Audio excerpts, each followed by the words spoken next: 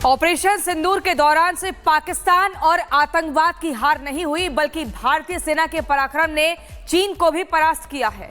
चीन हथियारों के दम पर जो पाकिस्तान उछल कूद कर रहा था, भारत के ब्रह्मोस ने उसे मिट्टी में मिला दिया। कैसे, ये रिपोर्ट देखिए।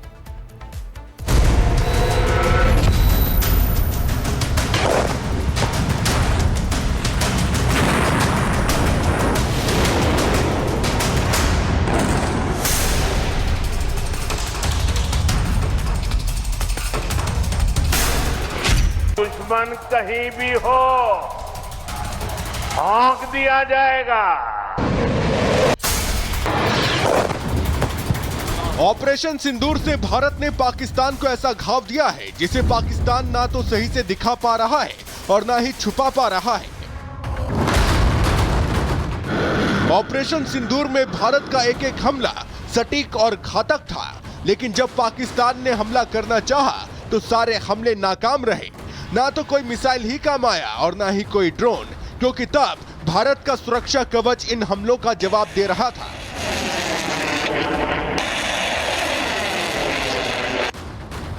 पाकिस्तान के फुस पड़े इन हथियारों से साबित हो जाता है कि चीन, जिसे वो हमदर्द मानता है, वो चीन उसे बेवकूफ बना रहा है।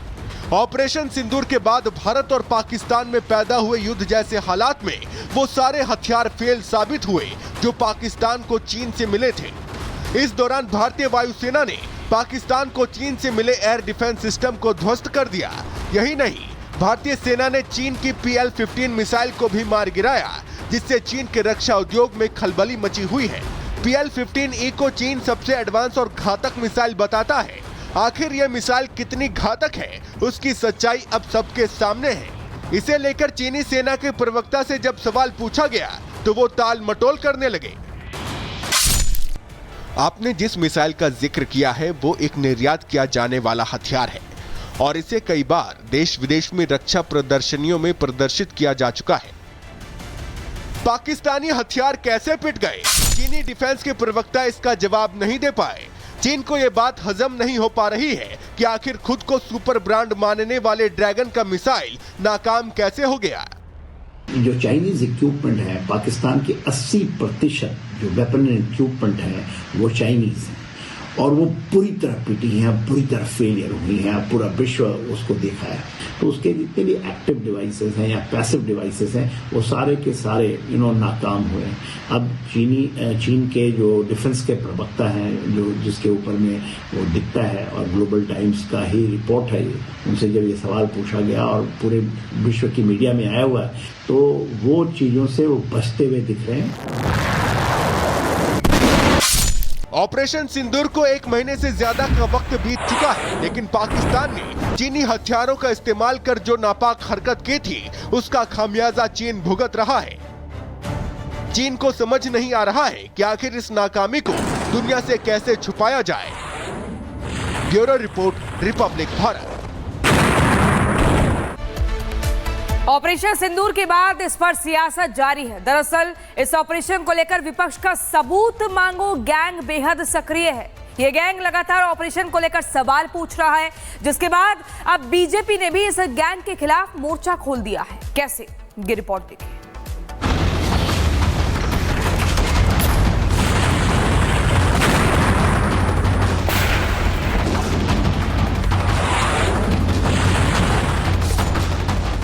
ऑपरेशन सिंदूर पर दुनिया ने देखा सेना का शौर्य,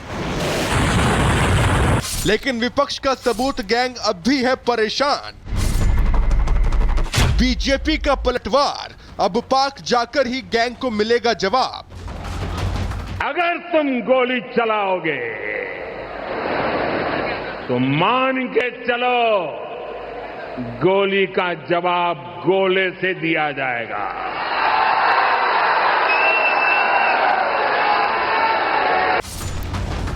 पहलगाम में हुए आतंकी हमलों के बाद भारत ने पाकिस्तान की मांद में छुपे आतंकियों को उनके घर में घुसकर मारा था। भारतीय मिसाइलों ने लश्कर और जैश के हेडक्वार्टर को तबाह कर दिया, जिसकी तस्वीरें खुद आतंकी मुल्क पाकिस्तान ने जारी की थी। भारत के शौर्य का सबसे ताजा सबूत भी सामने आ गया है। भारत के सटीक हमलों की तस्वीरों को खुद जैश के आतंकियों ने रिकॉर्ड किया है। इस वीडियो में मिसाइल हमले में तबाह जैश का ठिकाना दिख रहा है।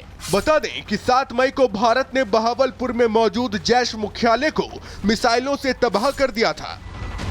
इस हमले में जैश के कई बड़े कमांडरों के साथ ही दर्जनों आतंकी ढेर हो गए थे। इसके अलावा विदेशी सैटेलाइट एजेंसियों ने भी भारतीय सेना के पराक्रम की तस्वीरें जारी की हैं, जिसमें मिसाइल हमले से तबाह पाकिस्तान के मिलिट्री बेस के मजबूत सबूत थे। ऑपरेशन सिंदूर के तहत हुई इन सैन्य कार्रवाइयों ने पाकिस्तान को अंदर तक हिलाकर रख दिया, लेकिन भारत के कई विपक्षी नेता अपनी सियासत के लिए अभी तक भारतीय सेना के शौर्य को स्वीकार नहीं कर पा रहे हैं। अब बीजेपी ने शौर्य पर सवाल उठाने वाले ऐसे नेताओं को आईना दिखाया है। ऑपरेशन सिंदूर की सफलता का सबूत मांगने वाले नेताओं को केंद्रीय मंत्री गिरिराज सिंह ने करारा जवाब दिया है। आज पाकिस्तान बाप बाप कर रहा है, जब उसके ठिकाने पर घुस करके टारगेटेड अटैक हुआ।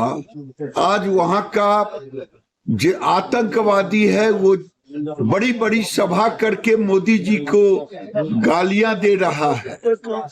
आज तो जिसको लेना हो सबूत, वो पाकिस्तान जाए और पाकिस्तान में सबूत लेकर के आवे। वो सबूत होगा आतंकवादियों का खंडहर घर जहां अटैक हुआ।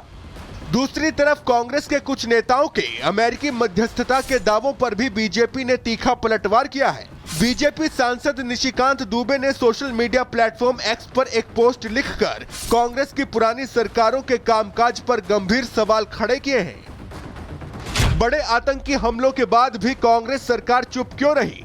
साल 2004 में किस देश के दबाव में पाकिस्तान से बातचीत शुरू हुई? 2009 में शर्म अल शेख में किसके दबाव में पाकिस्तान से बातचीत हुई?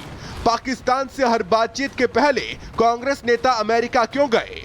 प्रत्येक बातचीत के बाद अमेरिकी प्रतिनिधि मंडल भारत क्यों आया? कांग्रेस के किन लोगों के व्यक्तिगत हित पाकिस्तान अमेरिका से जुड़े हैं? ऑपरेशन सिंदूर से पाकिस्तानी फौज और आतंकी अभी तक उबर नहीं पाए हैं। भारतीय मिसाइलों से मिट्टी में मिले आतंकी ठिकाने आज भी जस के तस पड़े हुए हैं।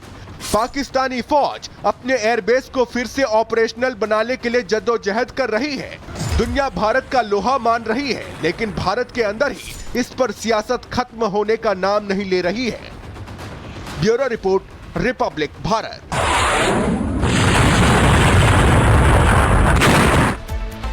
ऑपरेशन सिंदूर के बाद उन गद्दारों की तलाश हो रही है जो पाकिस्तान के इशारे पर देश की जासूसी कर रहे थे और पाकिस्तान को अहम जानकारियां मुहैया करा रहे थे। उन्हीं में से एक है कासिम ब्रदर्स, जिन पर शिकंजा कसा गया है तो कई बड़े खुलासे भी हुए हैं। क्या कुछ हुआ है, ये रिपोर्ट देखिए।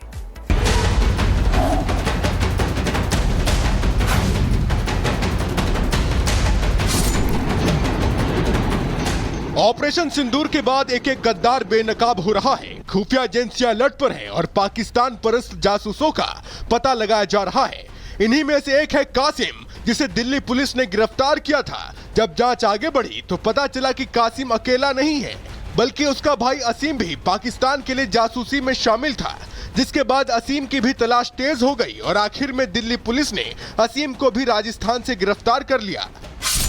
असीम उर्फ हसीन से दिल्ली पुलिस की स्पेशल सेल ने पूछताछ की, जिसमें कई बड़े खुलासे हुए।